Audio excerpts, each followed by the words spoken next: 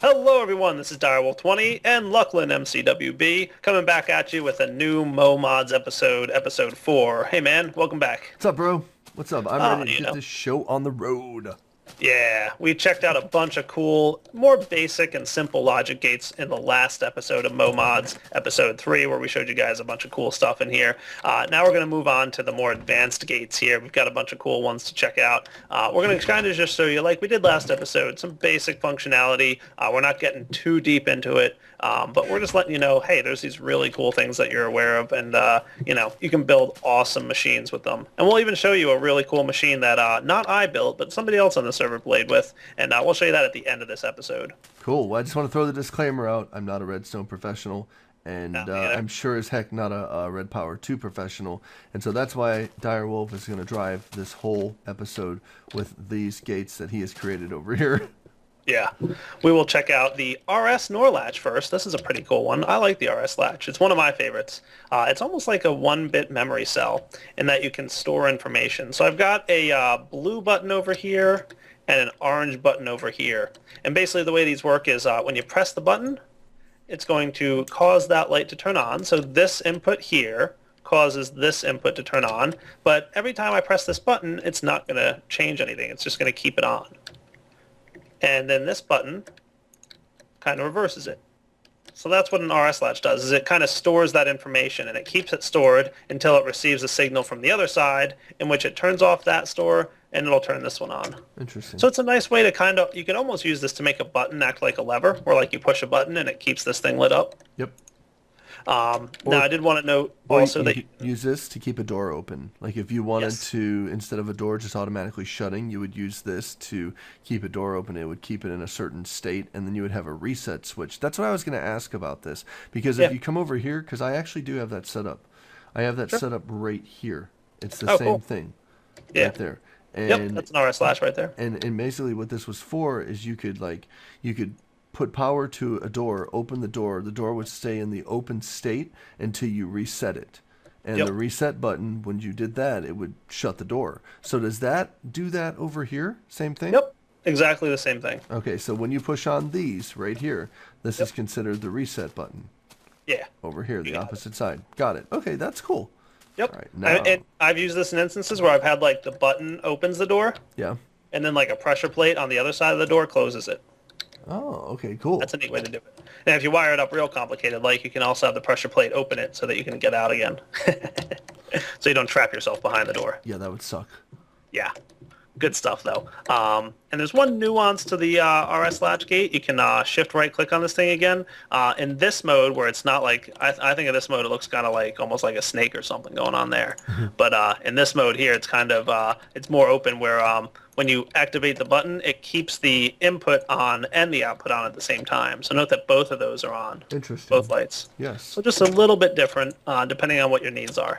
Very so cool. again, one gate doing multiple things. It's all awesome. I like it.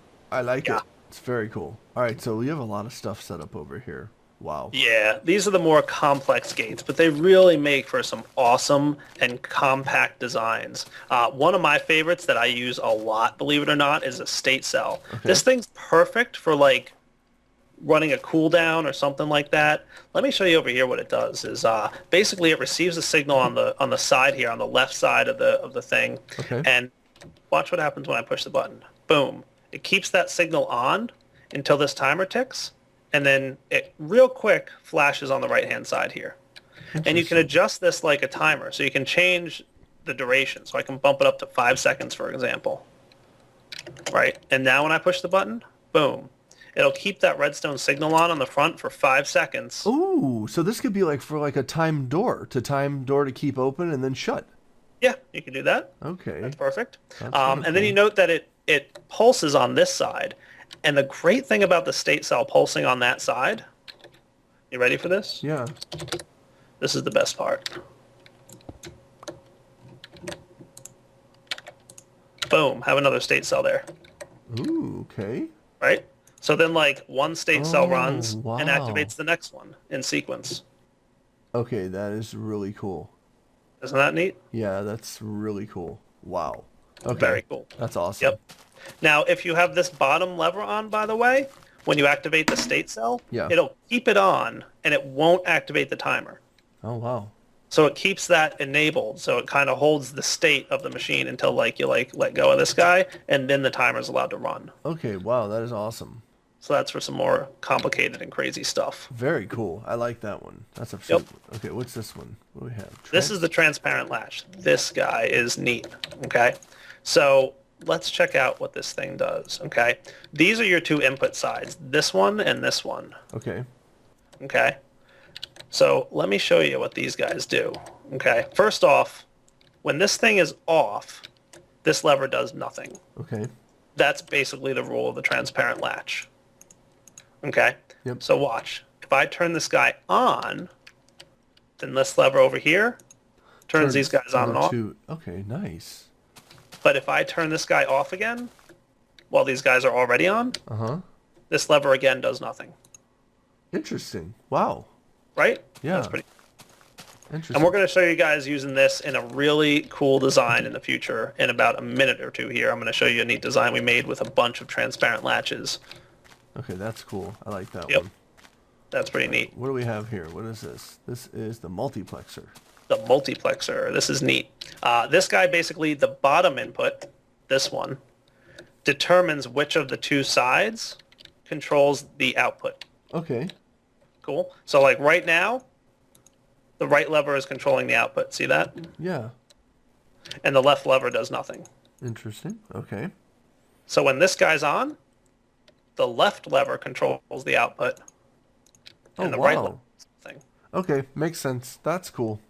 Cool. Yeah, that's So really these cool. gates, they're pretty cool, and you can, if you're really good with redstone, unlike me, you can do some awesome stuff with this. And anybody who's like a redstone genius is probably jumping through hoops right now, I assure you. What's going through my head like this is almost like a puzzle where you have this main switch, in the beginning that you have to, you find a way to flip that switch, and once you flip that switch one way, it opens up a part of a maze, and then you go through that part of a maze, and maybe it opens to that switch again, and it gives you the ability to flip that switch again and opens the second part of the maze. Yep. I mean, it's really cool what you can do with it.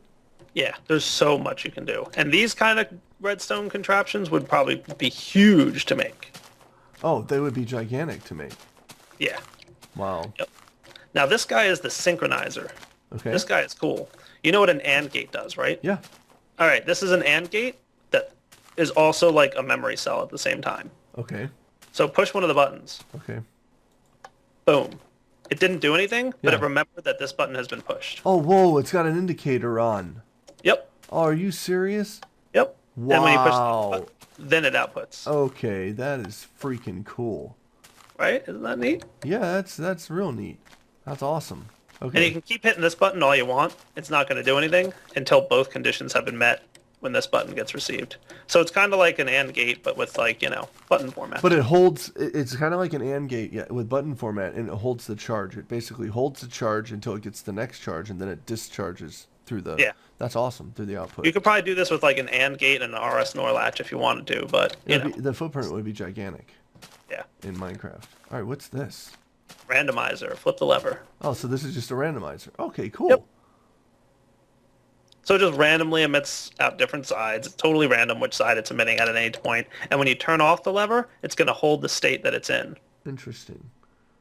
That's pretty cool, Let's right? just flip it with my screwdriver. Okay, Yep. that's really cool. Like that too. That's awesome. Yep. A lot of people have wanted to be able to build randomizers with vanilla redstone. Very hard to do. This guy, dude, just one block. Boom, you're done. Yeah, see, there it is. Just one block. Boom, you're done. That should be her slogan. Yeah. Just one block. Boom, you're done. Nice. All right. We keep coming up with slogans for this mod, don't we? I know. Oh, it goes on walls. Yeah. All right, That's our other slogan. Red Power 2, it goes on walls. It goes on walls. Oh, that's right. awesome. This is your counter. This is actually a pretty simple one, but I wanted to show it to you. Saved it for this episode. Check out the interface on this guy. Okay, let me go ahead and look.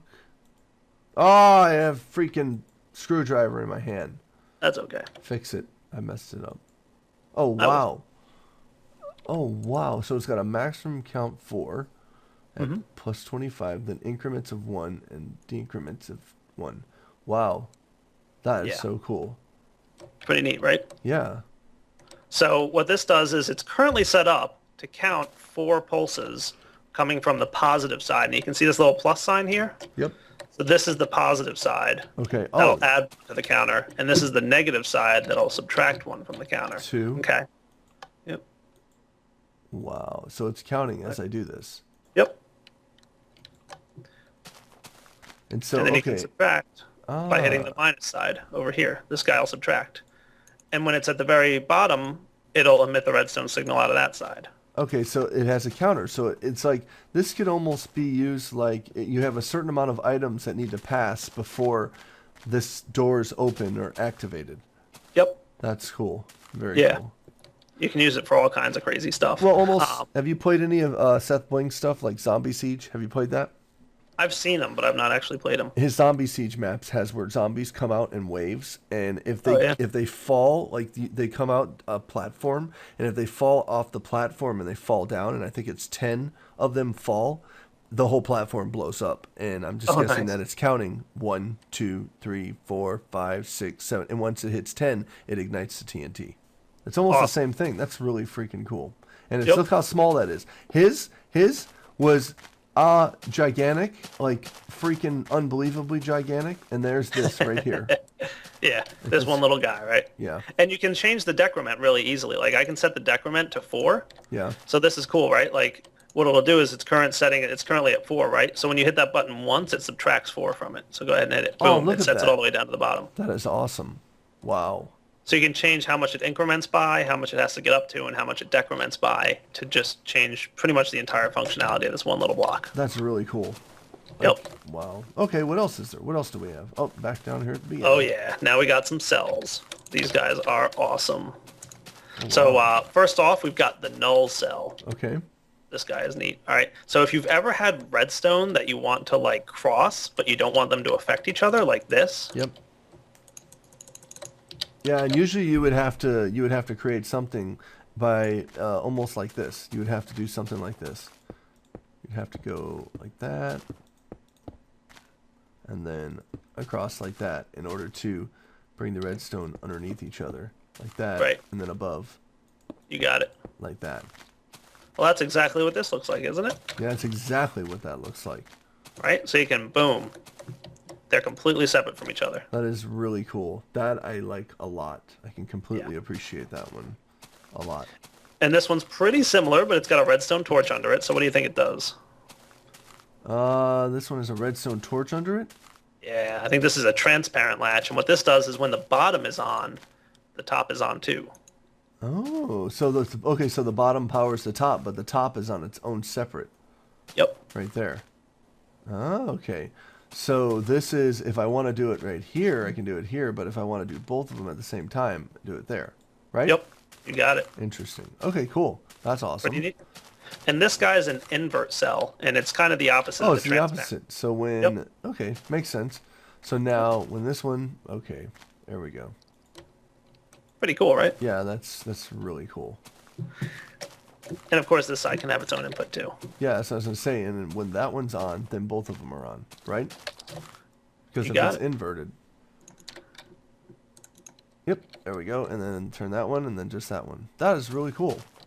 Yeah. Wow. So this just allows for, like you said, compact designs. Just really tight, really smooth redstone works. Yeah. It's awesome. So what do you have back here? Was this something, or is this just... Oh, yeah. No, this was your light sensor. Oh, okay. This guy's cool. It just emits a redstone signal when it's receiving enough light. And you can shift right-click with your screwdriver to tighten it up. So we're in a bit of a bright world here, so it's going to be a little bit tricky to show. But I'll shift right-click and watch the interface on this. This is my favorite part. You ready? Yeah, go. Boom. Oh, wow. Is that neat or what? Yeah, that is really cool. So you can see right now it's not emitting a redstone signal because it's too dark in here for this low setting. But if I knock the roof off above it, boom, now it's emitting a redstone signal again. Wow, that is really cool. So you can control the amount of light that goes into the sensor. Right. And it'll determine, how bright it has to be for it to turn on and off. Okay. Like, definitely a nice way to set up. A lot of people would, a lot of people have wanted to use those redstone lamps that we showed to like automatically turn on at night and then Yeah. turn off during the daytime. Yep. Boom, there you go. I mean, you could do that. Yeah, you could do that too. Or you could also, if you want to get crazy up in here, we could take the what was it, the sequencer, and just whatever one represents nighttime, hook your lights to that one. Yep. Unless somebody sleeps in a bed. Yeah. Okay, that would screw it up then. Okay. Then you're broken. Then we'll just do that one again. I love moving at light speed. You can tell we've been playing with these mods for a little bit. Oh yeah, it's cool stuff, isn't it? Yeah, it is. So that covers a lot of the gates. Let's look at putting a couple of them together.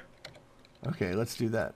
Sure. All right, come over here. I want to show the shift register because anybody who's ever tried to build like an in-game like real deal clock has probably tried to deal with the shift register at some point, and these are literally massive in the world of Minecraft. I mean, a 6-bit shift register like I've set up here would probably be like, 10 by 10 by 3 stories tall and like literally a piece of redstone and craziness everywhere, right? Oh. Go look up how complicated a shift register is and you'll see what I mean.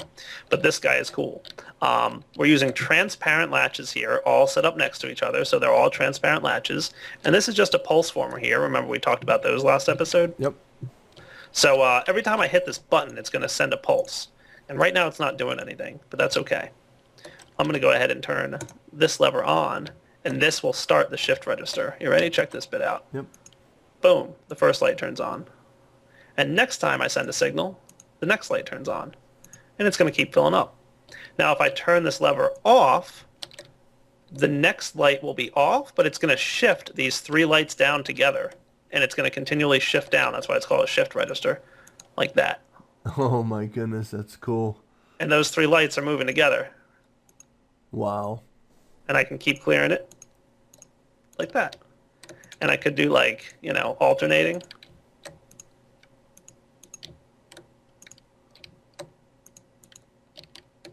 That's cool.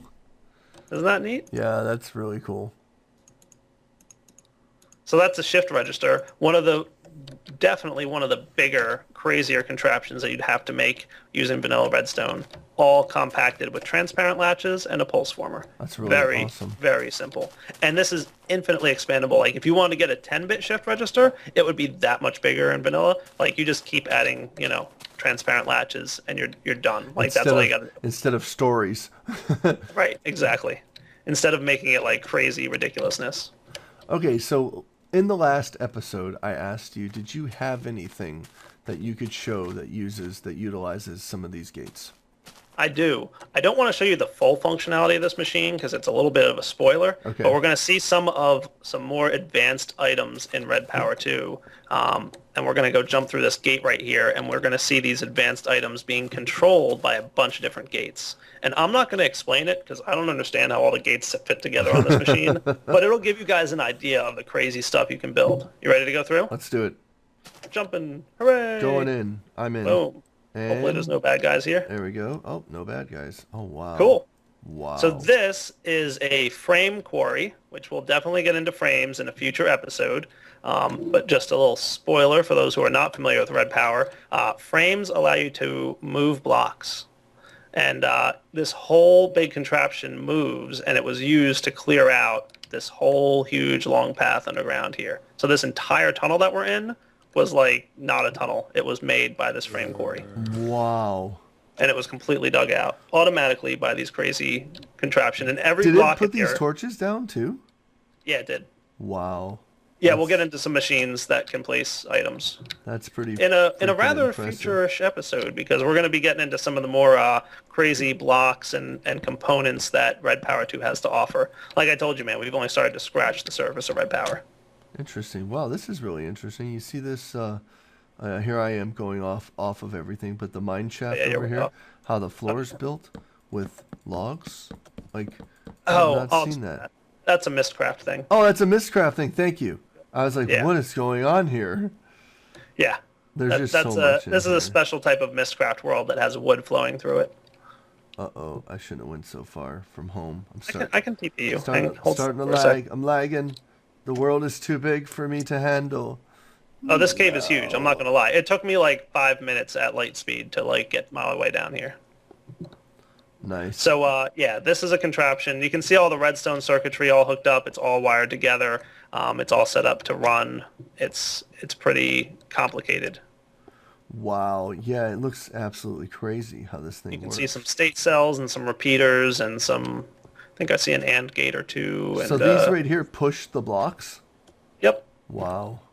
And we'll get into these machines and how to put something like this together in a future episode. You know, we're covering the basics first, but we wanted to give you guys a little teaser of some of the massive machines that you can build. And literally, your imagination is pretty much the limit on what you can do because, I mean, you can build some crazy things, trust me. That's pretty awesome, dude. Wow. Once again, like I said, like every time we're getting ready to record, I start to salivate like I'm hungry because there's just so many cool things to learn about this mod.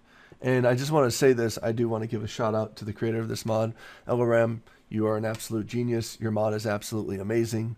I can't even thank you enough for a mod like this that consolidates down redstone. Like, I really don't know what else to say. You're awesome. Oh, she rocks, dude. Yeah. Come on, jump through that portal right behind you there, and we'll get out of that age. I'm done. There you are. I'm back. Hey there. All right. So yeah, we'll I think we're gonna wrap up episode 4 here. Cool. We covered all the logic gates for the most part. I think there might be 1 or 2 we might have missed, but we pretty much covered them all. We did good. Yeah, I think we did pretty well. We did good. For some non-expert on more advanced redstone stuff, I think we pretty much covered how things work. Yeah, I think so. They're awesome. But we will be back next episode. Yes. And did I tell you what we're gonna cover next, by the way? No, I want to know. Spoil me. Should we spoil it, Yes. or should we keep it a secret? All right, we'll spoil. Yeah, spoil it. All right, we're gonna start covering some of the machines and probably some pneumatic tubing. Woohoo! Yay! And pneumatic tubing is used to transport items around. And we're gonna kind of yes. cover how those work. And there's Yeah. a lot of machines to get into, and then we're eventually going to get into some bluetricity, a form of electricity in this mod, some frames. There's all kinds of stuff to cover. There's a lot to cover in Red Power still. I'm yeah. excited, bro. As always, completely excited. Like, I was reading some of the comments, like, Luclin gets so excited. Yeah, I get excited. This awesome mod is exciting. It is, dude. It's- There's so much to check out. It is. It's really, really cool. And what's so awesome is that I have the man here teaching me, DireWolf20. And for those of you guys that don't know who DireWolf20 is, please remember, his link is in the description and his annotation is in the right-hand corner of the screen. Go check him out. Say hello. Check out all of his stuff that he does. He's the master of mods as far as I'm concerned. Cool. Thanks, man. I appreciate it. And as always, I'm happy to have you here. It's a lot of fun. Thanks, bro. All right, guys, so this is DireWolf20 and Luclin signing off. Hope you guys enjoyed checking out the wiring and logic stuff so far. And like I said, we've only scratched the surface. There's a lot more to come. Awesome. All right, man, take it easy. All right, bro. Bye, guys.